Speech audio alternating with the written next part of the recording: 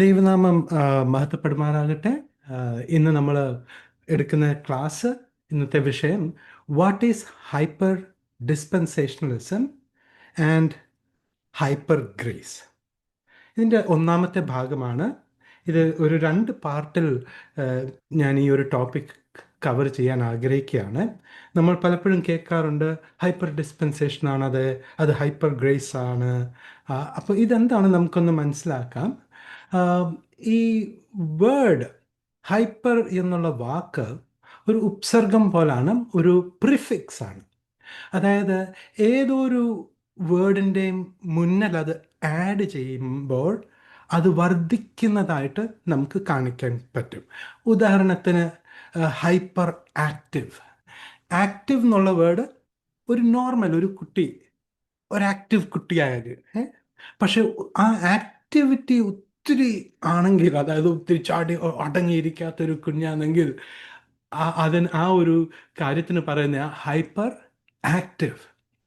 അതുപോലെ തന്നെ നമ്മുടെ ഹാർട്ടിന് ഒരു ടെൻഷനിലാണ് അല്ലേ, ഒരു ഋതമുണ്ട്.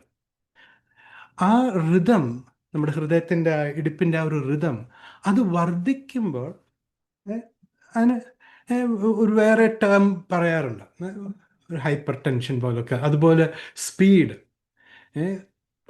ലൈറ്റിൻ്റെ സോറി ഒരു ഒരു സൗണ്ടിൻ്റെ സ്പീഡിൽ അതിന് സൂപ്പർ സോണിക് എന്ന് പറയും. ആ സ്പീഡ് അല്പം കൂടെ വർദ്ധിച്ച ഒരു മാക് 3 മാക് 5 ആകുമ്പോഴത്തേന് ഹൈപ്പർ സോണിക് സ്പീഡ് എന്ന് പറയും. അപ്പോൾ ഈ ഹൈപ്പർ എന്നുള്ള വാക്കിൻ്റെ അർത്ഥം എക്സീഡിങ്, അല്ലെങ്കിൽ വർദ്ധിക്കുക, എണ്ണത്തിൽ വർദ്ധിക്കുക, ബിയോണ്ട് നോർമൽ,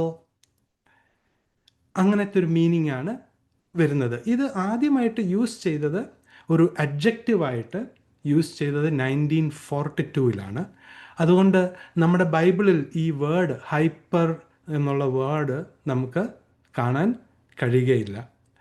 ഇത് വേറെ ഫോമിൽ 1700കളിലൊക്കെ യൂസ് ചെയ്തിട്ടുണ്ട് ഈ വേർഡ്, പക്ഷേ നമ്മുടെ ബൈബിളിൽ ഈ ഹൈപ്പർ എന്നുള്ള വേർഡ് ഇല്ല. അപ്പോൾ ഈ ഹൈപ്പർ ഡിസ്പെൻസേഷൻ എന്ന് പറയുമ്പോൾ യുഗങ്ങളുടെ എണ്ണം വർദ്ധിക്കുക, ആ ടൈം ലൈനിൽ യുഗങ്ങളുടെ എണ്ണം വർദ്ധിക്കുക, അതാണ് അതിൻ്റെ യഥാർത്ഥ മീനിങ്. അപ്പോൾ നമുക്ക് ഒന്ന് മുൻപോട്ട് പോകാം. ഈ എഫേസ്യർക്ക് എഴുതിയ ലേഖനം 2-ാം അധ്യായം അത് നമ്മൾ പഠിക്കുമ്പോൾ നമുക്ക് മനസ്സിലാക്കാൻ കഴിയുന്നത്, പൗലോസ് അപ്പോസ്തലൻ യുഗങ്ങളെ 3ആയിട്ടാണ് തിരിച്ചിരിക്കുന്നത്. മുൻകാലം, ഇപ്പോൾ, വരും കാലം. The time past, but now and ages to come. ഇങ്ങനെ 3ആയിട്ട് ആണ് തിരിച്ചിരിക്കുന്നത്. അപ്പോൾ ഈ 3ആയിട്ട് തിരിച്ചിരിക്കുന്ന യുഗത്തെ നമുക്ക് ഫർദർ ഡിവൈഡ് ചെയ്യാൻ പറ്റും. എന്തിനാണ് ഡിവൈഡ് ചെയ്യുന്നത്? ബൈബിൾ അല്പം കൂടെ ക്ലിയർലി പഠിക്കാൻ വേണ്ടി. ഞങ്ങൾ ചെറുപ്പത്തിൽ സെൻട്രൽ സ്കൂളിലായിരുന്നപ്പോൾ IPCയുടെ ഒരു സെൻട്രൽ സ്കൂൾ ബുക്കിൽ പഠിച്ചതാണ് ഞാൻ ആദ്യം 7 യുഗങ്ങൾ. ഇന്നസെൻസ്, നിഷ്പാപയുഗം, മനസാക്ഷി യുഗം, ഹ്യൂമൻ ഗവൺമെൻറ്, വാഗ്ദത്തം, ന്യായപ്രമാണം, കൃപയുടെ യുഗം, പിന്നെ 1000 ആണ്ട് വാഴ്ച. അപ്പോൾ 3ആയതിനെ 7ആയിട്ട് ഡിവൈഡായി. അപ്പോൾ അത് വർദ്ധിക്കുക അല്ലേ. അതിനെ ഫർദർ നമുക്ക് ഡിവൈഡ് ചെയ്യാൻ പറ്റും. കാരണം ഈ ട്രിബുലേഷൻ പീരീഡ് ഉണ്ടെന്ന് നമുക്കറിയാം. അപ്പം അതിനെ 8ആക്കാൻ പറ്റും. ഇപ്പോൾ 3 7ആക്കി ഡിവൈഡ് ചെയ്തു, 7 8ആക്കി ഡിവൈഡ് ചെയ്തു. അതുപോലെ വീണ്ടും നമ്മളതിനെ ഡിവൈഡ് ചെയ്യാൻ പറ്റും. കാരണം നമുക്കറിയാം, ന്യായപ്രമാണം, കർത്താവിൻ്റെ ഉയർത്തെഴുന്നേൽപ്പ് കഴിഞ്ഞ് ഒരു ട്രാൻസിഷൻ പീരീഡ് ഉണ്ടായിരുന്നു, കൃപായുഗം, മിസ്റ്ററി പ്രോഗ്രാം. അതായത് പൗലോസിൽ കൂടി കർത്താവ് ആദ്യം മുതൽ മറഞ്ഞിരുന്ന, ക്രിസ്തുവിൽ മറഞ്ഞിരുന്ന ആ മർമ്മം വെളിപ്പെടുന്ന മുമ്പ് ഒരു ട്രാൻസിഷൻ പീരീഡ് ഉണ്ടായിരുന്നു. ഒരിടവേള ഉണ്ടായിരുന്നു. അവിടാണ് ഈ അപ്പോസ്തല പ്രവർത്തികൾ വരുന്നത്. ഒരു ട്രാൻസിഷൻ പീരീഡ് ഉണ്ടായിരുന്നു. അതുപോലെ തന്നെ ക്രിസ്തുവിൻ്റെ ശരീരമാകുന്ന സഭയുടെ ഉൽപ്രാവനത്തിന് ശേഷം ഉടനെ നെക്സ്റ്റ് ഡേയിൽ ദാനിയേൽ പ്രവചനത്തിൻ്റെ 70-ാമത്തെ ആഴ്ച ആരംഭിക്കുന്നില്ല. കാരണം ഒരു പ്രോഫറ്റിക് ഗ്യാപ്പ് ഉണ്ട് അവിടെ. മഹോപദ്രം ആരംഭിക്കുന്നത് ഉടമ്പടിയുടെ പ്രഭുവുമായിട്ട് ഇസ്രായേൽ 7 വർഷത്തെ ഒരു സമാധാന കരാർ ഒപ്പിടുമ്പോഴാണ് ആ 70-ാമത്തെ ആഴ്ച ആരംഭിക്കുന്നത്. അപ്പോൾ തന്നെ ആ 70-ാമത്തെ ആഴ്ച ആ ട്രിബുലേഷൻ പീരീഡിനെ നമുക്ക് രണ്ടായിട്ട് ഡിവൈഡ് ചെയ്യാൻ പറ്റും ഇല്ലേ? ആദ്യത്തെ 3.5 വർഷം, രണ്ടാമത്തെ 3.5 വർഷം അതികഠിനമായ പീഡനത്തിൻ്റെ കാലഘട്ടമാണ്. അപ്പോഴത്തെ നോക്കിന അപ്പോൾ ഫർദർ എന്ത് ചെയ്യുക, നമ്മൾ ഡിവൈഡ് ചെയ്യുക. എന്തിനാ ഡിവൈഡ് ചെയ്യുന്നത്? ക്ലാരിറ്റിക്ക് വേണ്ടി, കൂടുതൽ ഹെൽപ്പ് കിട്ടും ബൈബിൾ ശരിയായിട്ട് പഠിക്കുവാൻ വേണ്ടി, ഇല്ലേ? അതുകൊണ്ടാണ് തിമോത്തിയോസിൻ്റെ ലേഖനം എഴുതുമ്പോൾ പൗലോസ് പറയുന്നത് rightly dividing the word of truth. സത്യത്തിൻ്റെ വചനത്തെ ശരിയായി വിഭാജിച്ച് വേണം പഠിക്കാൻ. അത് പുതിയ മോഡേൺ ബൈബിളുകളിലൊക്കെ അത് ശരിയായി കൈകാര്യം ചെയ്യുക എന്നാണ് എഴുതിയിരിക്കുന്നത്, rightly handling the word of truth. പക്ഷേ അതിനൊരു ക്ലാരിറ്റി ഇല്ല. അപ്പം നോക്കണേ, ഈ മില്ലീനിയം 1000 ആണ്ട് വാഴ്ചയുടെ അവസാന ഭാഗം, അതായത് അത് കഴിയുമ്പോൾ, 1000 ആഴ്ച കഴിയുമ്പോൾ ദൈവം സാത്താനെ വീണ്ടും എന്ത് ചെയ്യുക, ഒരു ചുരുങ്ങിയ ഒരു കാലയളവിലേക്ക് അഴിച്ചു വിടുന്നുണ്ട്. അതെത്ര നാൾ ഉണ്ടെന്ന് നമുക്ക് അറിയത്തില്ല. ആ ഒരു അളവിൽ അതിൻ്റെ അവസാനത്തേക്ക് ഭൂമിയിലെ മൺതരികൾ പോലെ വലിയൊരു സംഖ്യം ആൾക്കാർ ദൈവകുഞ്ഞാടിനെതിരെ യുദ്ധം ചെയ്യാൻ വരികയാണ്, അല്ലേ? അപ്പോൾ അത് എത്ര പീരീഡ് ഉണ്ട്, എത്ര ടൈം പീരീഡ് ഉണ്ട് എന്ന് നമുക്കറിയുന്നില്ല. പക്ഷേ അത് തിരുവചനം വ്യക്തമായി പഠിപ്പിക്കുന്നൊരു കാര്യമാണ്. അത് കഴിഞ്ഞിട്ടാണ് എറ്റേർണിറ്റി, നിത്യത വരുന്നത്. അപ്പം 3-ൽ ആരംഭിച്ച് 7, 8, 13 ആകുക, ഇല്ലേ? അപ്പോൾ ഹൈപ്പർ ഡിസ്പെൻസേഷൻ എന്ന് വെച്ചാൽ ഡിസ്പെൻസേഷൻ, യുഗങ്ങളെ നമ്മൾ ഫർദർ ഇൻക്രീസ് ചെയ്യുക, ഡിവൈഡ് ചെയ്ത് നമ്മൾ പഠിക്കുവാൻ ക്ലാരിറ്റി കിട്ടുകയാണ്. അതാണ് ഹൈപ്പർ ഡിസ്പെൻസേഷൻ എന്ന വാക്കിൻ്റെ അർത്ഥം. അതിൻ്റെ ആ ഒറിജിൻ ഓഫ് വേർഡ്, ആ വേർഡിൻ്റെ മീനിങ് ബേസ്ഡ് അതിൻ്റെ അർത്ഥം ഇതാണ്. മറിച്ച് ആൾക്കാർ പറയും ഹൈപ്പർ ഡിസ്പെൻസേഷൻ എന്ന് വെച്ചാൽ ഏതോ ദുരുപദേശമാണ്, അതോ പാപം ചെയ്യാനുള്ള ലൈസൻസാണ്. അതൊക്കെ ആൾക്കാർ ബേസ്ലെസ് അക്യൂസേഷനാണ് പറയുന്നത്. ഇനിയും ഡിസ്പെൻസേഷനിസ്റ്റ് ആയിട്ട് ഡിസ്പെൻസേഷൻ അനുസരിച്ച് ഓരോ ഓർഗനൈസേഷനെ കാറ്റഗറൈസ് ചെയ്താൽ, സഭ ഉൽപ്പത്തിയിലാണ് കൂട്ടായ്മ ആരംഭിച്ചത് എന്ന് പഠിപ്പിക്കുന്നവരുണ്ട്. അവർ നോൺ ഡിസ്പെൻസേഷണലിസ്റ്റാണ്. അവർ പഴയ നിയമവും പുതിയ നിയമവും എല്ലാം ഇന്ന് ആപ്ലിക്കബിൾ ആണ്. കാരണം സഭ ഉൽപ്പത്തിയിൽ ആരംഭിച്ചു. നോക്കണേ, നമ്മുടെ ദൈവം ഏകമല്ലായിരുന്നു. അതായത് he was not alone, he was not lonely. ത്രിയേക ദൈവമാണ്. ഒരു കൂട്ടായ്മയ്ക്ക് വേണ്ടി അല്ല ദൈവം മനുഷ്യനെ സൃഷ്ടിച്ച്. ദൈവം ബോറടിച്ചിങ്ങനെ ഒറ്റയ്ക്കിരുന്ന് ബോറായപ്പോഴാണ് ചിന്തിച്ചത് എന്നാൽ നമുക്ക് ഒരു മനുഷ്യനെ അങ്ങ് ഉണ്ടാക്കാമെന്ന് അങ്ങനല്ല സൃഷ്ടിപ്പിൻ്റെ. അവർ ഗോഡ് വാസ് നെവർ എലോൺ. പിതാവ് പുത്രനെ സ്നേഹിച്ചു എന്നൊക്കെ നമ്മൾ തിരുവചനത്തിൽ വായിക്കുന്നുണ്ട്, അല്ലേ? ദൈവം സ്നേഹം ആകുന്നു എന്ന് പറയാൻ കാരണം എന്തുവാ? സൃഷ്ടികൾക്ക് മുൻപേ ദൈവം സ്നേഹമായിരുന്നു. അപ്പോൾ സ്നേഹം എന്ന് പറഞ്ഞൊരു ആട്രിബ്യൂട്ട് ഒരിക്കലും സെൽഫ് സെൻറ്റേർഡ് അല്ല, അത് മറ്റൊരാളോട് എക്സ്പ്രസ് ചെയ്യുന്നതാണ്. അപ്പോൾ അത് തൃത്വത്തിൻ്റെ ഒരു കാര്യമാണ്. പിതാവായ ദൈവം പുത്രനെ സ്നേഹിച്ചപ്പോൾ കൂട്ടായ്മയ്ക്ക് വേണ്ടി അല്ല, അതല്ലായിരുന്നു മെയിൻ പർപ്പസ്. കാരണം കൂട്ടായ്മ അവർക്ക് ഓൾറെഡി ഉണ്ടായിരുന്നു. പക്ഷേ ദൈവത്തിൻ്റെ ഹിതമായിരുന്നു ഈ സൃഷ്ടി എല്ലാം ആരംഭിക്കുവാൻ വേണ്ടി. അപ്പോൾ ഈ നോൺ ഡിസ്പെൻസേഷനിസ്റ്റ് പറയും ഉൽപ്പത്തി മുതലാണ് ആ കൂട്ടായ്മ ആരംഭിച്ചത്, അതുകൊണ്ട് ഉൽപ്പത്തി മുതൽ വെളിപ്പാട് വരെയുള്ള എല്ലാ കാര്യവും ഇന്ന് ആപ്ലിക്കബിളാണ്. എന്നാൽ ഇവർ ആൻഡ് ചൂസ് ചെയ്യും. നമ്മളാൽ കഴിയുന്നതൊക്കെ നമ്മൾ ചെയ്യുക എന്ന് പറയും. പക്ഷേ അങ്ങനാണോ ന്യായപ്രമാണത്തിൻ്റെ നിയമം? അല്ല. ന്യായപ്രമാണം എന്താ? ഒന്ന് തെറ്റിച്ചാൽ എല്ലാം തെറ്റിപ്പോയി, അല്ലേ? അപ്പോൾ നോക്കണേ, ഇവൻ നല്ല നെമ്മീനൊക്കെ കഴിക്കും, കൊഞ്ച് ഞണ്ട് കറി, പക്ഷെ ഇതെല്ലാം വിലക്കപ്പെട്ടതാ, അല്ലേ? ന്യായപ്രമാണ പ്രകാരം ഇതെല്ലാം വിലക്കപ്പെട്ട കാര്യങ്ങളാണ്. പക്ഷെ പിക്ക് ആൻഡ് ചൂസ്, ഇഷ്ടമുള്ളത് എടുക്കുക. ഓക്കെ. അടുത്തൊരു ട്രഡീഷണൽ ഡിസ്പെൻസേഷൻ എന്ന് പറയും. അത് അവർ പറയുന്നത് അപ്പോസ്തല പുസ്തകം 2-ാം അധ്യായത്തിലാണ് സഭ ആരംഭിക്കുന്നത് എന്ന്. അപ്പോൾ കർത്താവായ യേശു ക്രിസ്തുവിൻ്റെ വാക്ക്, ഞാൻ എൻ്റെ സഭയെ പണിയും. അപ്പോഴത് നോക്കണേ, അത് പലരും ഇൻ്റർപ്രറ്റ് ചെയ്യുന്നത് അതൊരു ഫ്യൂച്ചർ ടെൻസ് ആയിട്ട്, അത് I will build my church എന്നുള്ളത്. പക്ഷെ നോക്കണേ, നിലനിൽക്കുന്ന സഭയെ തുടർന്ന് പണിയുന്ന കാര്യമാണ് പറയുന്നത്. സഭ എന്നുള്ള വാക്കിൻ്റെ അർത്ഥം എന്തുവാ? വിളിച്ച് വേർതിരിക്കപ്പെട്ട കൂട്ടം. പെന്തക്കോസ് നാൾ പരിശുദ്ധാത്മാവ് ഇസ്രായേൽ മക്കളുടെ മേൽ വരുന്നതിൻ്റെ മുൻപേ കർത്താവിനോട് കൂടെ നടക്കുന്ന ഒരു കൂട്ടമുണ്ടായിരുന്നു. ആ കൂട്ടത്തോട് കർത്താവ് പറഞ്ഞു, പിതാവ്, ചെറിയ ആട്ടിൻകൂട്ടമേ, നിങ്ങൾ ഭയപ്പെടേണ്ട, പിതാവ് നിങ്ങൾക്ക് രാജ്യം നൽകുവാൻ പ്രസാദിച്ചിരിക്കുന്നു. അപ്പോൾ ഒരു വേർതിരിക്കപ്പെട്ട കൂട്ടം ഓൾറെഡി ഉണ്ടായിരുന്നു.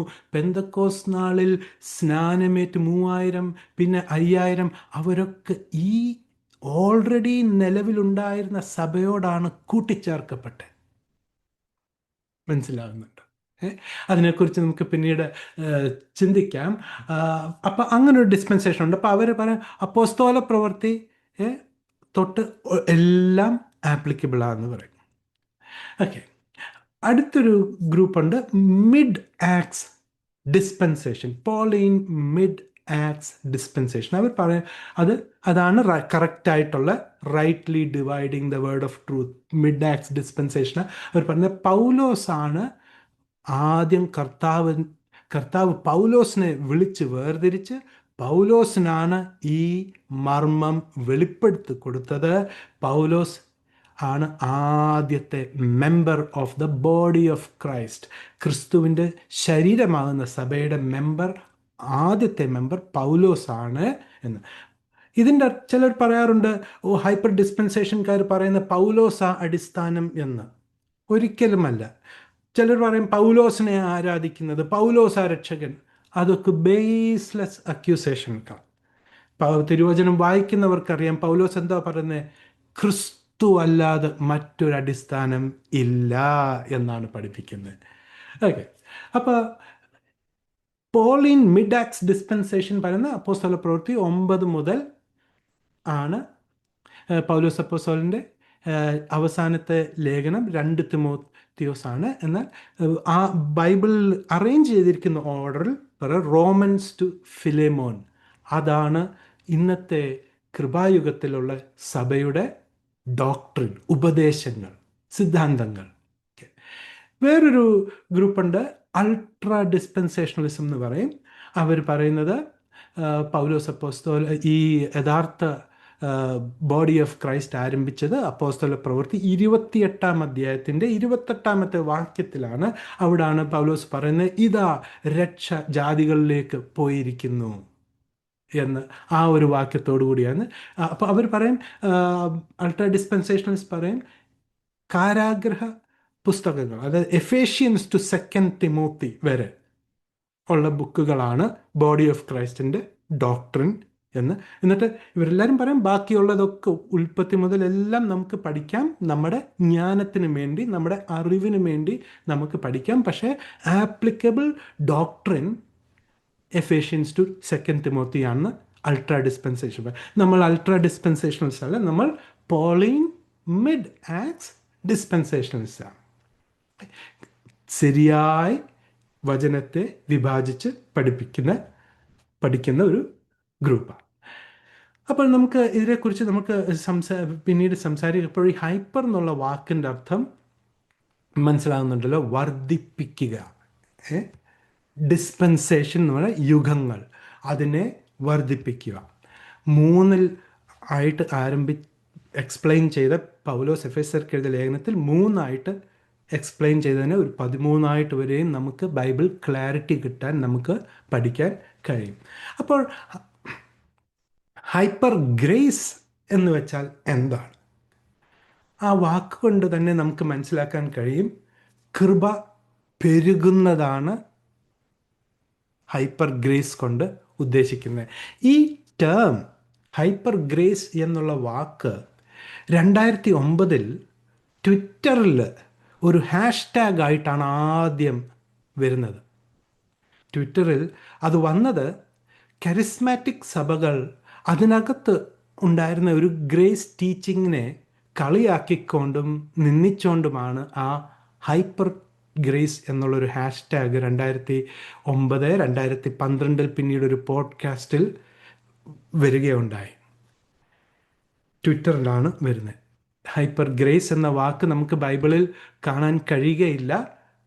ബൈബിളിൽ ട്രിനിറ്റി എന്നുള്ള വാക്ക്, റാപ്ചർ എന്നുള്ള വാക്കൊക്കെ ബൈബിളിൽ ഇല്ലാത്ത വാക്കുകളാണ്. പക്ഷേ ബൈബിൾ ഉൽപ്പത്തി മുതൽ വെളിപ്പാട് വരെ നോക്കിയാൽ തൃത്വത്തെക്കുറിച്ചും ഒക്കെയുള്ള ആ സത്യ ഉപദേശങ്ങൾ, ആ കോൺസെപ്റ്റ് എന്തുണ്ട് നമുക്ക് കാണാൻ കഴിയും. റാപ്ചറിനെ കുറിച്ച് റാപ്ചർ എന്നുള്ള വാക്കില്ല. അതിൻ്റെ അർത്ഥം റാപ്ചർ തെറ്റാണെന്നാണോ? അല്ല. ഉൽപ്രാവണത്തെക്കുറിച്ച് ബൈബിൾ ആ കോൺസെപ്റ്റ് അനേകയിടത്ത് ഉണ്ട്. അതിൻ്റെ മീനിങ് കോട്ടപ്പ്, നാം എടുക്കപ്പെടുകയാണ്, അല്ലേ? അതാണ് അതിൻ്റെ മീനിങ്. അതുപോലെയാണ് ഹൈപ്പർ ഗ്രേസ് എന്നുള്ള വാക്ക് ബൈബിളിൽ നമുക്ക് കാണാൻ കഴിയുകയില്ല. കാരണം ഹൈപ്പർ എന്നുള്ള വാക്ക് 1940s ഈ ഒരു അഡ്ജക്റ്റീവ് ഫോമിൽ വരുന്നതും ഹൈപ്പർ ഗ്രേസ് 2009 ഒരു മോക്ക് ചെയ്തുകൊണ്ട്, അതായത് കളിയാക്കിക്കൊണ്ട് ട്വിറ്ററിൽ വന്നൊരു ഹാഷ്ടാഗാണ്. പക്ഷേ ഈ ഹൈപ്പർ ഗ്രേസിൻ്റെ കോൺസെപ്റ്റ് ബൈബിളിൽ ഒട്ടേറെ നമുക്ക് കാണാൻ കഴിയും. ഹൈപ്പർ എന്നുള്ള വാക്കിൻ്റെ അർത്ഥം വർദ്ധിപ്പിക്കുക, ബിയോണ്ട് മെഷർ, അല്ലേ? അളവിനപ്പുറം, നമ്മുടെ ചിന്തയിനപ്പുറം. നോക്കണേ, റോമർക്കെഴുതിയ ലേഖനം 5:20 നമുക്ക് ഈ വാക്യങ്ങൾ ഒന്ന് വായിച്ചൊന്ന് കേൾക്കാം. റോമർക്കെഴുതിയ ലേഖനം 5:20 മുതൽ ചില വാക്യങ്ങൾ നമ്മൾ വായിച്ച് കേൾക്കാൻ പോവുകയാണ്. എന്നാൽ ലംഘനം പെരുകേണ്ടതിന് ന്യായപ്രമാണവും ഇടയിൽ ചേർന്നു വന്നു. എങ്കിലും പാപം പെരുകിയെടുത്ത് കൃപ അത്യന്തം വർദ്ധിച്ചു. 1 തിമോത്തിയോസ് 1:14. നമ്മുടെ കർത്താവിൻ്റെ കൃപ ക്രിസ്തുവേശുവിലുള്ള വിശ്വാസത്തോടും സ്നേഹത്തോടും കൂടെ അത്യന്തം വർദ്ധിച്ചുമിരിക്കുന്നു. 2 കൊരിന്ത്യർ 12:9. അവൻ എന്നോട്, എൻ്റെ കൃപ നിനക്ക് മതി, എൻ്റെ ശക്തി ബലഹീനതയിൽ തികഞ്ഞു വരുന്നുവെന്ന് പറഞ്ഞു. ആകയാൽ ക്രിസ്തുവിൻ്റെ ശക്തി എൻ്റെ മേൽ ആവസിക്കേണ്ടതിന് ഞാൻ അതിസന്തോഷത്തോടെ എൻ്റെ ബലഹീനതകളിൽ പ്രശംസിക്കും. എഫേസ്യർ 13:18 മുതൽ 19 വരെ. വീതിയും നീളവും ഉയരവും ആഴവും എന്ത് എന്ന് സകല വിശുദ്ധന്മാരോടുകൂടെ ഗ്രഹിപ്പാനും പരിജ്ഞാനത്തെ കവിയുന്ന ക്രിസ്തുവിൻ്റെ സ്നേഹത്തെ അറിവാനും പ്രാപ്തരാകുകയും ദൈവത്തിൻ്റെ എല്ലാ നിറവിനോളം നിറഞ്ഞു വരികയും വേണം എന്നും പ്രാർത്ഥിക്കുന്നു. എഫേസ്യർ 2:6. ക്രിസ്തുവേശുവിൽ നമ്മെക്കുറിച്ചുള്ള വാത്സല്യത്തിൻ്റെ തൻ്റെ കൃപയുടെ അത്യന്തധനത്തെ വരും കാലങ്ങളിൽ കാണിക്കേണ്ടതിന്. 2 പത്രോസ് 1:2. ദൈവത്തിൻ്റെയും നമ്മുടെ കർത്താവായ യേശുവിൻ്റെയും പരിജ്ഞാനത്തിൽ നിങ്ങൾക്ക് കൃപയും സമാധാനവും വർദ്ധിക്കുമാറാകട്ടെ. Praise the Lord. അപ്പോൾ ഈ വർദ്ധിക്കുക, കൃപ പെരുകുക, കവിഞ്ഞൊഴുകുന്ന കൃപ, ഇതെല്ലാം എന്തിനെ കാണിക്കുന്നതാണ്? ഈ അളവറ്റ ദൈവത്തിൻ്റെ കൃപ, അളവറ്റ ദൈവത്തിൻ്റെ സ്നേഹത്തിൻ്റെ ആ ഒരു കോൺസെപ്റ്റാണ് ഇവിടെ എക്സ്പ്ലെയിൻ ആയിരിക്കുന്നത്. പ്രിയമുള്ളവരെ, ഭൂമിയിൽ രക്ഷിക്കപ്പെടുന്നവരാരാണെങ്കിലും അവർ ദൈവത്തിൻ്റെ അത്യന്ത കൃപയാൽ, അളവറ്റ സ്നേഹം, അളവറ്റ കൃപയാൽ മാത്രമാണ് രക്ഷ. ഇത് പാപം ചെയ്യാനുള്ള ലൈസൻസ് അല്ല. പണ്ട് ഈ നമ്മുടെ ബൈബിൾ, നമ്മുടെ അപ്രൂവ്ഡ് വർക്ക്മാൻ ഇൻസ്റ്റിറ്റ്യൂട്ട് AWI പ്രോഗ്രാമിൽ ഞങ്ങൾ പഠിച്ചപ്പോൾ അതിനകത്ത് ബൈബിൾ മാനുസ്ക്രിപ്റ്റ്സിനെ കുറിച്ച് പഠിപ്പിക്കുന്ന ഒരു ക്ലാസ് ഉണ്ട്. വളരെ നല്ലൊരു പ്രോഗ്രാമാണ്. നിങ്ങൾക്ക് താല്പര്യമുണ്ടെങ്കിൽ അതിൻ്റെ ടൈം അനുസരിച്ച് അത് ജോയിൻ ചെയ്യുക. Very good. Pastor Brian Ross pastor അത് പഠിപ്പിക്കുന്ന ഒരു സെഷനാണ് defending King James version and the Bible manuscript എന്ന് പറഞ്ഞൊരു കോഴ്സുണ്ട്. അപ്പോൾ അതിനകത്ത് 2 സോഴ്സസ് ഉണ്ട്. ഒന്ന് മാനുസ്ക്രിപ്റ്റിൻ്റെ സോഴ്സാണ് അന്ത്യോക്യ. ഈ ഉപദ്രവം വന്നപ്പോൾ ശിഷ്യന്മാരൊക്കെ അന്ത്യോക്യയിലേക്കാണ് പോയത്. അവിടെ ഒരു ബൈബിൾ സ്കൂൾ ഉണ്ടായിരുന്നു. അത് നടത്തുന്നത് ലൂസിയൻ എന്ന് പറഞ്ഞൊരു ദേവദാസനായിരുന്നു. അപ്പോൾ യഥാർത്ഥ ബൈബിളിൻ്റെ മാനുസ്ക്രിപ്റ്റ് അന്ത്യോക്യയിലോട്ട് പോയ വിശ്വാസികളുടെ കയ്യിലായിരുന്നുള്ളത്. അപ്പോൾ അതിന് പകരമായിട്ട് ഈജിപ്തിൽ, മിസ്രൈമിൽ, അലക്സാൻഡ്രിയയിൽ ഒരു സ്കൂൾ ഓഫ് തോട്ട് ഉണ്ടായിരുന്നു. അവിടുത്തെ ചർച്ച് ഫാദേഴ്സ് ഈ മാനുസ്ക്രിപ്റ്റിനെ മോഡിഫൈ ചെയ്ത് അവർക്കിഷ്ടമുള്ളതുപോലെ ആക്കി. അതുകൊണ്ടാണ് നമ്മുടെ മോഡേൺ ബൈബിൾ, ഇംഗ്ലീഷ് ബൈബിളിലും മലയാളം ബൈബിളിലും കാര്യം എനിക്കറിയില്ല, നമ്മുടെ ബൈബിളിൽ ഒരു ഭാഗമുണ്ട്, യോഹന്നാൻ സുവിശേഷം 7-ാം അധ്യായത്തിൽ വ്യഭിചാരത്തിൽ പിടിക്കപ്പെട്ട സ്ത്രീയെ പരീശന്മാർ ക്രിസ്തുവിൻ്റെ അരികിലേക്ക് കൊണ്ടുവരുന്നതും ക്രിസ്തുവിനെ പരീക്ഷിക്കാൻ വേണ്ടി കൊണ്ടുവന്നിരിക്കുക. ആ ഒരു ഭാഗം മോഡേൺ ബൈബിളുകളിലില്ല. അതിൻ്റെ ഒരു കാരണം അവർ പറയുന്നത്, church fathers, Alexandrian church fathers അവർ ചിന്തിച്ചു, ഈ കാര്യം ബൈബിളിൽ എഴുതിയാൽ സ്ത്രീകൾ ഈ വ്യഭിചാരത്തിന് പോകാൻ അവരധികം പ്രേരണ ലഭിക്കും, അതുകൊണ്ട് അതങ്ങ് മാറ്റിയേക്കാം. പ്രിയമുള്ളവരെ, വല്ലവരും പാപം ചെയ്യും എന്ന് കണ്ട് നമ്മൾ ദൈവവചനത്തിലാണോ മാറ്റം വരുത്തേണ്ടത്? ഒരിക്കലും ദൈവവചനത്തിലല്ല. ഇത് പണ്ട് ക്രിക്കറ്റ് ടീമിന് ഒരു പ്രത്യേക ഒരു രാജ്യത്തിൻ്റെ ഒരു ടീമുണ്ട്. അവരുടെ ടീം തോറ്റാൽ ആ ദേശത്തെ ആൾക്കാർ TV എല്ലാം അങ്ങ് തല്ലിപ്പൊട്ടിക്കും. TV കുഴപ്പമാണോ ടീം തോറ്റ്? വല്ലവരും പാപം ചെയ്യുമെന്നും കണ്ട് മരണവരാശിയുടെ രക്ഷയ്ക്കായി നൽകപ്പെട്ട ദൈവവചനത്തിലാണോ മാറ്റം വരുത്തേണ്ടത്, അതോ നമ്മുടെ നിരൂപണങ്ങളിൽ, നമ്മുടെ നടപ്പിലാണോ മാറ്റം വരുത്തേണ്ടത്? നോക്കണേ, റോമർക്കെഴുതിയ ലേഖനം 5-ാം അധ്യായത്തിൽ അത്യന്തം വർദ്ധിക്കുന്ന ദൈവത്തിൻ്റെ കൃപ. 1 തിമോത്തിയോസിൽ കവിഞ്ഞൊഴുകുന്ന ദൈവത്തിൻ്റെ കൃപ. 2 കൊരിന്ത്യരിൽ നമുക്ക് മതിയായ ദൈവത്തിൻ്റെ കൃപ, സഫിഷ്യൻറ്റ് ഗ്രേസ്. എഫേസ്യർക്കെഴുതിയ ലേഖനത്തിൽ സകല ബുദ്ധിയെയും കവിഞ്ഞൊഴുകുന്ന ദൈവത്തിൻ്റെ സ്നേഹം, ദൈവത്തിൻ്റെ കൃപ. ആ ദൈവത്തിൻ്റെ സ്നേഹത്തിൻ്റെ വീതി, ഉയരം, ആഴം ആർക്ക് ഗ്രഹിക്കാൻ കഴിയും? അപ്പോൾ ബിയോണ്ട് അവർ ഇമാജിനേഷൻ. അത് തന്നെയാണ് ഹൈപ്പർ എന്ന് പറയുന്നത്, അല്ലേ? എഫേസ്യർക്കെഴുതിയ ലേഖനത്തിൽ സകല ധനത്തിനെയും കവിഞ്ഞ് അധികമാകുന്ന exceeding riches of his grace. 2 പത്രോസിൽ 1:2 പത്രോസ് അപ്പോസ്തലൻ പറയുക, may the grace and peace of God be multiplied. മനസ്സിലാകുന്നുണ്ട്? അപ്പം ഈ കോൺസെപ്റ്റ് പാപത്തിൻ്റെ ലൈസൻസ് അല്ല, മറിച്ച് ഈ കോൺസെപ്റ്റ് ദൈവവചനത്തിൻ്റെ വളരെ പ്രധാനമായ ഒരു കോൺസെപ്റ്റാണ്. ഇനി നമ്മൾ ചിന്തിക്കാൻ പോകുന്ന കാര്യങ്ങൾ godquestions.org എന്ന് പറഞ്ഞൊരു വെബ്സൈറ്റിലെ ഒരു ആർട്ടിക്കിളാണ്. അവർ ഹൈപ്പർ ഗ്രേസിനെ കുറിച്ച്, വാട്ട് ഈസ് ഹൈപ്പർ ഗ്രേസ് എന്ന് അവർ എഴുതിയിട്ടുണ്ട്. ഇതൊരു ബാപ്റ്റിസ്റ്റ് തിയോളജിക്കൽ വെബ്സൈറ്റാണ്. ഇവരുടെ വെബ്സൈറ്റിൽ പല കാര്യങ്ങൾ ശരിയായതുമുണ്ട്. എന്നാൽ ഈ ഹൈപ്പർ ഗ്രേസിനെ കുറിച്ച് അവർ പറഞ്ഞിരിക്കുന്ന കാര്യം എത്രത്തോളം ശരിയാണെന്ന് നമുക്കൊന്ന് പഠിക്കാം. ചില സ്ലൈഡ്സേ ഉള്ളൂ. എന്നാൽ അടുത്ത നെക്സ്റ്റ് വീഡിയോയിൽ ഞാൻ ബാക്കി സ്ലൈഡ്സ് കൂടെ കാണിക്കാം. അപ്പോൾ ഈ മേളിൽ ബോൾഡായിട്ട് എഴുതിയിരിക്കുന്ന കാര്യമാണ് അവരുടെ വെബ്സൈറ്റിൽ നിന്ന് എടുത്തിരിക്കുന്നത്. ബാക്കി ടെക്സ്റ്റ് നമ്മൾ അതിനെക്കുറിച്ച് എഴുതിയിരിക്കുന്നതാണ്. അപ്പോൾ ആദ്യത്തെ കാര്യം അവർ എഴുതിയിരിക്കുന്നത് is it a new teaching എന്നുള്ള കോൺസെപ്റ്റ് അവർ പറയുക, the term hyper grace has been used to describe a new wave of teaching. പുതിയ ഒരു ഉപദേശത്തിൻ്റെ തരംഗമാണെന്നാണ് അവർ പറയുന്നത് ഹൈപ്പർ ഗ്രേസ്. ആണോ പ്രിയമുള്ളവരെ? നമുക്ക് 1 തിമോത്തിയോർ 1:16 നമുക്കൊന്ന് വായിക്കാം. എന്നിട്ടും യേശുക്രിസ്തു നിത്യജീവനായിക്കൊണ്ട് തന്നിൽ വിശ്വസിപ്പാനുള്ളവർക്ക് ദൃഷ്ടാന്തത്തിനായി സകല ദീർഘക്ഷമയും ഒന്നാമനായ എന്നിൽ കാണിക്കേണ്ടതിന് എനിക്ക് കരുണ ലഭിച്ചു. Praise the Lord. അപ്പോൾ ഈ കൃപയുടെ ഉപദേശം പുതിയതാണോ? അല്ല. ഇത് ഒറിജിനലി പൗലോസ് അപ്പോസ്തലന് കർത്താവ് നൽകിയ വെളിപ്പാടാ ഇത്. ഇത് 1917 1800 ആരംഭിച്ചതല്ല. ഇത് ജയൻ ഡാർബിയോ ബുള്ളിങ്ങറോ CI സ്കോഫീൽഡോ ആരംഭിച്ചതല്ല.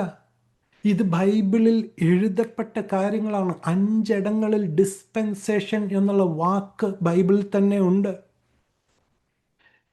ബൈബിളിൽ ഒറിജിനലി എഴുതിയിരിക്കുന്ന കാര്യം പുതിയതും ചർച്ച് ഫാദേഴ്സ് പറഞ്ഞ കാര്യം പഴയതുമായി ഒറിജിനലായി.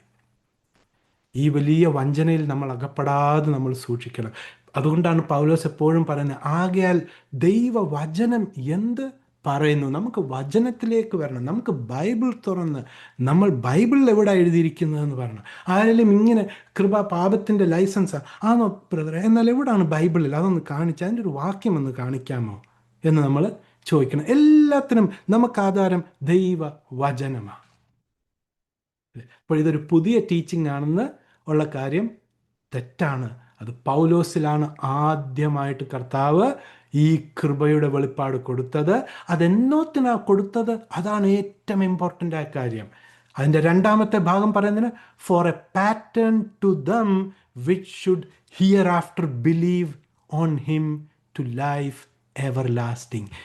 ഇന്ന രീതിയിലാണ് ഇനിയും നിത്യജീവൻ പ്രാപിക്കാൻ വേണ്ടി ജനം വിശ്വസിക്കേണ്ടത്. അതിൻ്റെ ആ ഇമ്പോർട്ടൻസ് മനസ്സിലായി. നമുക്കൊന്നുകൂടെ മലയാളത്തിലൊന്ന് വായിച്ച് കേൾക്കാം. എന്നിട്ടും യേശുക്രിസ്തു നിത്യജീവനായിക്കൊണ്ട് തന്നിൽ വിശ്വസിപ്പാനുള്ളവർക്ക് ദൃഷ്ടാന്തത്തിനായി സകല ദീർഘക്ഷമയും ഒന്നാമനായ എന്നിൽ കാണിക്കേണ്ടതിന് എനിക്ക് കരുണ ലഭിച്ചു. പൗലോസ് പറയുക, ഇനിയും ഫർദർ, ഇനിയും വിശ്വസിക്കേണ്ടവർ, ഇനിയും നിത്യജീവനായി വിശ്വസിക്കുന്നവർ അവർക്കൊരു ദൃഷ്ടാന്തമായിട്ട് as a pattern to them which should hereafter believe on him to life everlasting. This is the only way. This is the true way. Through Christ alone, faith alone, grace alone. കൃപയാൽ മാത്രം, വിശ്വാസത്താൽ മാത്രം, ക്രിസ്തു ചെയ്ത പ്രവൃത്തിയിൽ ഉള്ള വിശ്വാസത്താൽ മാത്രമാണ് രക്ഷ. ഇത് പുതിയതുമല്ല, ഇത് പാപം ചെയ്യാൻ ഉള്ള പ്രേരിപ്പിക്കുന്ന കാര്യവും അല്ല. 2ാമത്തെ കാര്യം ആ ഡോക്യുമെന്റിൽ എഴുതിയിരിക്കുന്നത്, hyper grace teachers maintain that all sin past, present and future has already been forgiven, so there is no need for a believer to ever confess it. അപ്പോൾ ഈ വാക്യത്തിൽ നിന്ന് നമുക്ക് മനസ്സിലാക്കാൻ കഴിയും, ഈ ഗ്രൂപ്പ്, അതായത് ഹൈപ്പർ ഗ്രേസിനെ കുറിച്ച്, അതായത് റൈറ്റ് ഡിവിഷനെ കുറിച്ച് എതിരായിട്ട് പറയുന്ന ഈ ഗ്രൂപ്പ് വിശ്വസിക്കുന്ന എന്തോ, എല്ലാ പാപവും പോക്കി, അതായത് നമ്മുടെ പാസ്റ്റ് പ്രസൻറ്റ് ഫ്യൂച്ചർ സിൻസ് ഫോർഗിവൺ അല്ലെന്നാണ് അവർ വിശ്വസിക്കുന്ന ആ ആശയമാണ് ഈ സ്റ്റേറ്റ്മെൻറ്റിൽ വരുന്നത്. ഭൂതകാലം, വർത്തമാനം, ഭാവികാല പാപങ്ങളെല്ലാം കർത്താവായ യേശു ക്രിസ്തുവിൻ്റെ രക്തത്താൽ ശുദ്ധമായിരിക്കുകയാണ്, ഇല്ലേ? കർത്താവായ യേശു ക്രിസ്തു ക്രൂശിക്കപ്പെട്ടപ്പോൾ നമ്മുടെ സകല പാപവും എവിടായിരുന്നു? ഭാവി കാലത്തിലായിരുന്നു, ഇല്ലേ? നമ്മുടെ എല്ലാ പാപവും വാസ് ഇൻ ഫ്യൂച്ചർ. കൊലോസ്യർക്കെഴുതിയ ലേഖനം 2:13-14 വാക്യം നമുക്കൊന്ന് വായിക്കാം. അതിക്രമങ്ങളിലും നിങ്ങളുടെ ജഡത്തിന്റെ അഗ്രചർമ്മത്തിലും മരിച്ചവരായിരുന്ന നിങ്ങളെയും അവൻ അവനോട് കൂടെ ജീവിപ്പിച്ചു. അതിക്രമങ്ങളൊക്കെയും നമ്മോട് ക്ഷമിച്ച ചട്ടങ്ങളാൽ നമുക്ക് വിരോധവും പ്രതികൂലവുമായിരുന്ന കയ്യെഴുത്ത് മായിച്ച് ക്രൂശിൽ തറച്ച് നടുവിൽ നിന്ന് നീക്കിക്കളഞ്ഞു. കർത്താവായ യേശു ക്രിസ്തു ക്രൂശിൽ നമ്മുടെ സകല പാപവും പോക്കി നമ്മളെ ശുദ്ധീകരിച്ച് നമ്മുടെ എല്ലാ അതിക്രമങ്ങളെയും ക്ഷമിച്ച് നമുക്കെതിരായി ഇരുന്ന ന്യായപ്രമാണത്തിൻ്റെ കയ്യെഴുത്തുകളെ മായ്ച്ചു കളഞ്ഞു. തൻ്റെ രക്തത്താൽ മായ്ച്ചു കളഞ്ഞു. അത് നടുവിൽ നിന്ന് നീക്കി, ക്രൂശിൽ തറച്ച നടുവിൽ നിന്ന് എന്ത് ചെയ്തു? നീക്കിക്കളഞ്ഞു. ആ ഡോക്യുമെന്റ് ഡസ് നോട്ട് എക്സിസ്റ്റ്. അതുകൊണ്ടാണ് പൗലോസ് ധൈര്യമായിട്ട് ചോദിക്കുന്ന ഒരു വിശ്വാസം, ദൈവം നീതീകരിച്ചവനെ ആർക്ക് കുറ്റം ചുമത്താൻ കഴിയും? പ്രിയമുള്ളവർ, അതാ നമ്മൾ വിശ്വസിക്കുക. നമ്മുടെ പൂർവ്വ പാപങ്ങൾ മാത്രമേ, അല്ലെങ്കിൽ നമ്മൾ സ്നാനപ്പെട്ടപ്പോൾ അന്ന് വരെയുള്ള പാപങ്ങളെ ക്ഷമിക്കപ്പെട്ടു എന്ന് വിശ്വസിക്കുകയാണെങ്കിൽ നമ്മുടെ ഭാവി നാളെ വരാൻ പോകുന്ന പാപങ്ങൾക്ക് ക്ഷമയുണ്ടോ? കാരണം ലേവ്യ പുസ്തകം ഹെബ്രായർക്കെഴുതിയ ലേഖനം 9:22 എഴുതിയിരിക്കുന്നത്, പാപം ക്ഷമിക്കപ്പെടണമെങ്കിൽ രക്തം ചിന്തപ്പെടണം. ഒരു പ്രാർത്ഥന കൊണ്ട് നടക്കില്ല. ഫ്യൂച്ചർ സിൻസ് അഥവാ നാളത്തെ പാപം ക്ഷമിക്കപ്പെടണമെങ്കിൽ രക്തം ചിന്തപ്പെടണം. ദൈവത്തിൻ്റെ അത്യന്ത കൃപ ഓർക്കണേ. സകല ലോകത്തിൻ്റെയും പാപം ചുമക്കുന്ന ദൈവത്തിൻ്റെ കുഞ്ഞാട്, നമ്മുടെ എല്ലാവരുടെയും പാപം, ഇനിയും ജനിക്കാൻ പോകുന്ന ആൾക്കാരുടെയും വരെയും പാപം കർത്താവായ യേശു ക്രിസ്തു അതിൻ്റെ ശിക്ഷാവധി തോളിൽ ചുമന്ന് കാൽവറി ക്രൂശിൽ നമുക്ക് വേണ്ടി മരിച്ച് അടക്കപ്പെട്ട് ഉയർത്തെഴുന്നേറ്റ്. അതാണ് സത്യം. നമുക്ക് മുൻപോട്ട് പോകാം. അടുത്തൊരു കാര്യം ഇവർ പഠിപ്പിക്കുന്നത്, Hypergrace teachers maintain that all sin, past, present, future, has already been forgiven, so there is no need for a believer ever to confess it. Okay.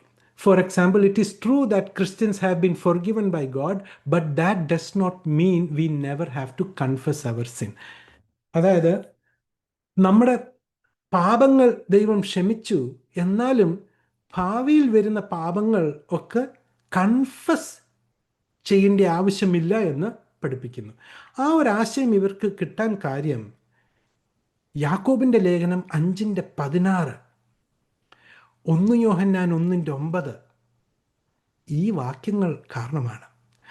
Rightly divide ചെയ്ത് പഠിക്കുന്ന ഒരു ദൈവ പൈതലിന് അറിയാം ഈ വാക്യങ്ങൾ ആർക്കും വേണ്ടിയാണ് എഴുതിയിരിക്കുന്നത്. റൈറ്റ് ഡിവിഷൻ എന്ന് പറയുമ്പോൾ നമ്മൾ കോണ്ടെക്സ്റ്റിലാണ് ദൈവവചനം പഠിക്കുന്നത്. ആർക്ക് എഴുതുന്നു, ഏത് കാലഘട്ടത്തിലേക്ക് എഴുതുന്നു.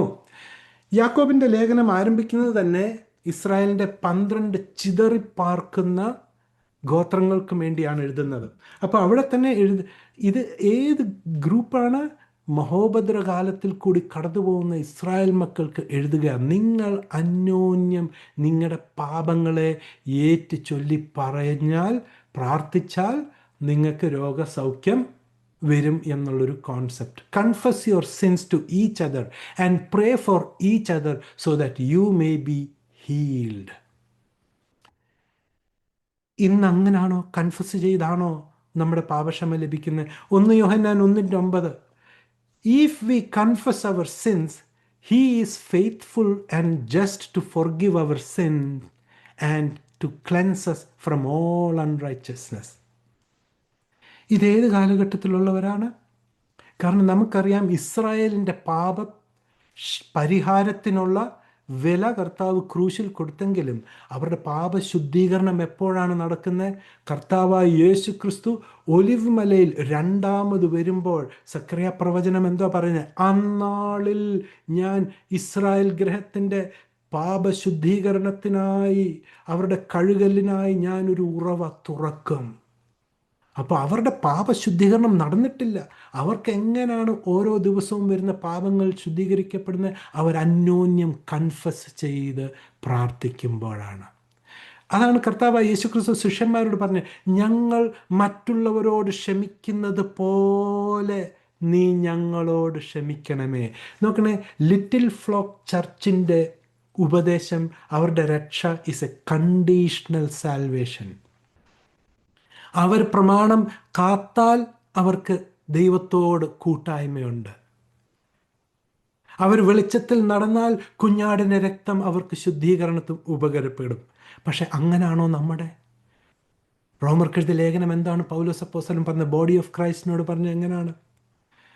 നാം കർത്താവിനോട് കൂടെ ക്രൂശിക്കപ്പെട്ടു, നാം അവനോടുകൂടി മരിച്ചു, അവനോടുകൂടി അടക്കപ്പെട്ടു. പിതാവായ ദൈവം നമ്മളെയും അവനോട് കൂടി ഉയർപ്പിച്ച് എഴുന്നേൽപ്പിച്ച് സ്വർഗത്തിൽ ഉന്നത സ്ഥലങ്ങളിൽ അവനോട് കൂടി ഇരുത്തിയിരിക്കുകയാണ്. പൗലോസ് അപ്പോസ്തലൻ കൊലോസ്യർക്കെഴുതിയ ലേഖനത്തിൽ എന്താ പറഞ്ഞത്? We are complete in him. നാളെ എൻ്റെ ജീവിതത്തിൽ വരാൻ പോകുന്ന പാപം അത് ഞാൻ കൺഫസ് ചെയ്തേലേ ക്ഷമിക്കപ്പെടത്തുള്ളൂ? അത് ഓൾറെഡി ക്ഷമിക്കപ്പെട്ടെന്നാണോ ഞാൻ വിശ്വസിക്കുന്നത്? ഓൾറെഡി ക്ഷമിക്കപ്പെട്ടു. പക്ഷെ ഞാനത് കൺഫസ് ചെയ്യുമ്പോൾ കർത്താവ് എന്നോട് ക്ഷമിക്കണേ, എന്നത് വലിയൊരു അബദ്ധം പറ്റിപ്പോയി എന്ന് ഞാൻ പറയുമ്പോൾ എൻ്റെ മനസ്സിനൊരു എന്തുണ്ട്? ഒരു ടെമ്പററി ഒരു സമാധാനമുണ്ട്, ഇല്ലേ? പക്ഷെ നമ്മൾ നമ്മുടെ ഹൃദയത്തിൻ്റെ ഫീലിംഗ് അനുസരിച്ചാണോ നമ്മൾ പോകേണ്ടത്? സദൃശവാക്യം പറയുന്നത് എന്തുവാ? മനുഷ്യൻ്റെ ഹൃദയത്തെക്കുറിച്ച് കർത്താവ് എടുത്തൊരു സ്കാൻ, അതിൻ്റെ റിപ്പോർട്ട് എന്തുവാ? ഹൃദയം എല്ലാത്തിലും കപടമുള്ളത്. അതാർക്ക് മനസ്സിലാക്കാൻ കഴിയുന്ന? The heart is exceedingly wicked എന്നാണ് പറയുന്നത്. Human heart deceptive. അപ്പോൾ ഒരിക്കലും നമ്മൾ നമ്മുടെ ഫീലിങ്സ് അനുസരിച്ച് നമ്മൾ പോകാൻ പാടില്ല. ദൈവവചനം എന്ത്? നമ്മുടെ ജീവിതത്തിൽ പാപങ്ങൾ വരും. നിഷ്പാപ യുഗമല്ലത്. നമ്മുടെ ശരീരത്തിൽ ഇത് വീണുപോയ ശരീരമാണ്, ഇല്ലേ? പക്ഷെ നമ്മളെപ്പോഴും ഓർക്കണം, കർത്താവേ, എൻ്റെ കൃപയ്ക്കായി സ്തോത്രം. എൻ്റെ സകല പാപങ്ങളും പോക്കി എന്നെ ശുദ്ധീകരിച്ചു. പരിശുദ്ധാത്മാവ് നമ്മുടെ ഹൃദയത്തിൽ ഒരു ഞരക്കമുണ്ട്. ഏത് ദിവസത്തിന് വേണ്ടിയാ?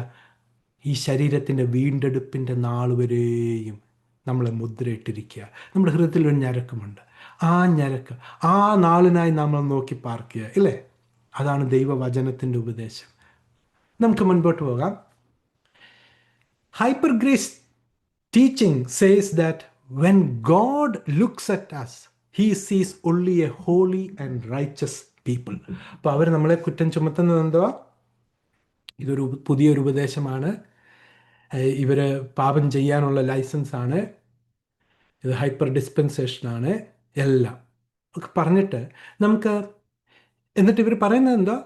നമ്മൾ ഉപദേശിപ്പിക്കുന്നു, പിതാവ് നമ്മളെ കാണുമ്പോൾ നമ്മളിൽ ദൈവത്തിൻ്റെ നീതിയാണ് കാണുന്നതെന്ന്. അത് ദൈവവചനപ്രകാരം ശരിയാണോ? നമുക്കൊന്ന് നോക്കാം. ഈ 3 വാക്യങ്ങൾ നമുക്കൊന്ന് വായിക്കാം. 2 കൊരിന്ത്യർ 5:21. പാപം അറിയാത്തവനെ നാം അവനിൽ ദൈവത്തിന്റെ നീതിയാകേണ്ടതിന് അവൻ നമുക്ക് വേണ്ടി പാപമാക്കി. ഫിലിപ്പിയർ 3:9.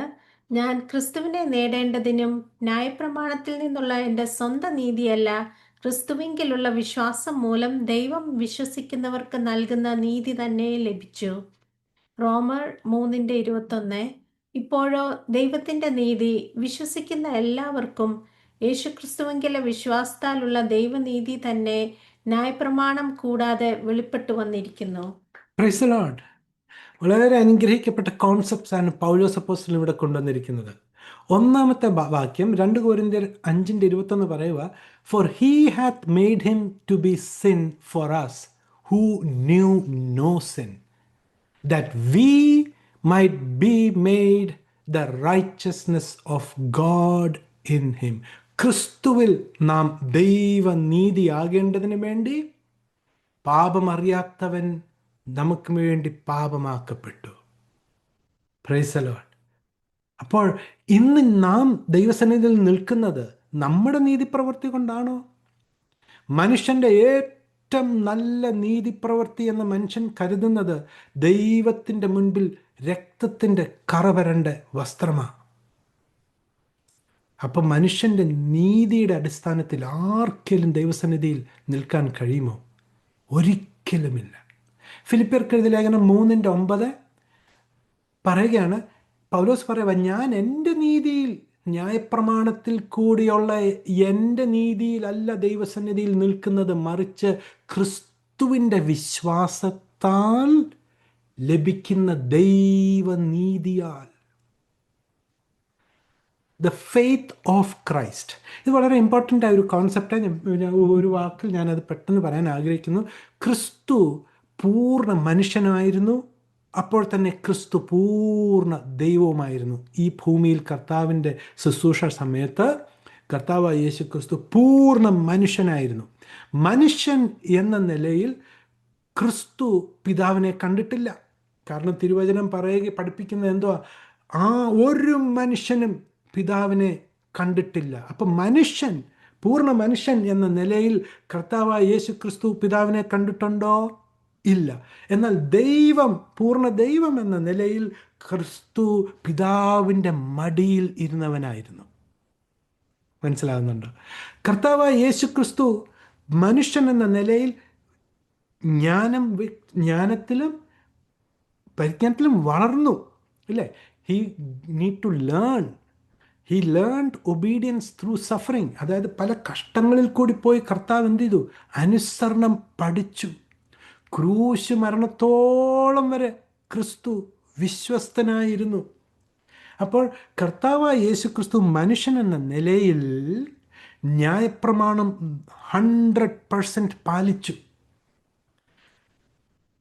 കർത്താവ് പിതാവിൽ, ദൈവവചനത്തിൽ വിശ്വസിച്ചു.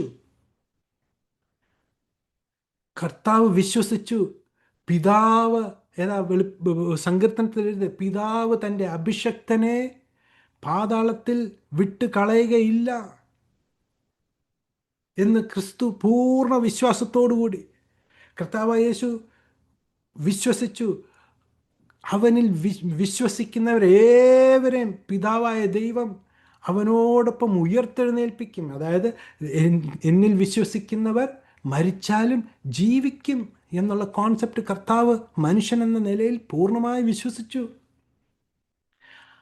ആ വിശ്വാസം, ആ നീതി, ക്രിസ്തു മനുഷ്യൻ എന്ന നിലയിൽ നേടിയ ആ നീതി ആണ് വിശ്വസിക്കുന്ന നമ്മളിലേക്ക് പകരപ്പെടുന്നത്.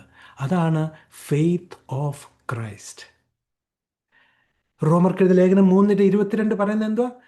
Even the righteousness of God which is by faith of Jesus unto all. ഇത് ആർക്കാണ് ലഭിക്കുന്നത്? എല്ലാ മനുഷ്യർക്കും വേണ്ടി ഇത് ഓപ്പൺ ആണ്. It is available. കാരണം പിതാവ് ആഗ്രഹിക്കുന്നു എല്ലാവരും രക്ഷിക്കപ്പെടണം എന്നാണ്. അപ്പോൾ ഈ ഒരു രക്ഷയുടെ മാർഗം ഇന്ന് എല്ലാവർക്കും ജാതി മതഭേദമന്യേ അവൈലബിൾ ആണ്. പക്ഷെ ആരുടെ മേലാണ് ഇത് വരുന്നത്? വിശ്വസിക്കുന്നവരുടെ മേൽ മാത്രമാണ് വരുന്നത്. എന്തുവാണ് വരുന്നത്? ദൈവത്തിൻ്റെ നീതി. അപ്പോൾ പ്രിയമുള്ളവരെ, ഈ കോൺസെപ്റ്റ് നമ്മൾ മനസ്സിലാക്കുക. ഇതിനെക്കുറിച്ച് നമ്മൾ അധികം സംസാരിക്കും. രണ്ടാമത്തെ വീഡിയോ, രണ്ടാമത്തെ ഭാഗം അടുത്ത് തന്നെ ഞാൻ ഇടുന്നതായിരിക്കും. അപ്പോൾ നമ്മളിന്ന് മനസ്സിലാക്കി ഹൈപ്പർ എന്ന വേർഡിൻ്റെ അർത്ഥം എന്തുവാ? മൾട്ടിപ്ലൈങ്. ഡിസ്പെൻസേഷണൽ ബൈബിൾ കോൺസെപ്റ്റാണ്. അത്യന്ത കൃപ, അത്യന്ത സ്നേഹം ദൈവവചനത്തിൻ്റെ കോൺസെപ്റ്റാണ്. ഇത് മനസ്സിലാകുമ്പോൾ പാപം ചെയ്യാൻ അധികം പാപത്തിലേക്ക് ചെയ്യാനുള്ള പ്രേരണയല്ല നമുക്ക് ലഭിക്കുന്നത്, മറിച്ച് ദൈവത്തെ ആ സ്നേഹം, ആ വലിയ അളവറ്റ കൃപ എത്ര മനോഹരമാണ്. നമുക്ക് ദൈവത്തെ സ്തുതിക്കാം. നമുക്ക് ദൈവനാമം മഹത്വത്തിന് വേണ്ടി നമുക്ക് ജീവിക്കാം. കർത്താവി വചനങ്ങളാൽ നമ്മൾ ഓരോരുത്തരെയും അനുഗ്രഹിക്കുമാറാകട്ടെ.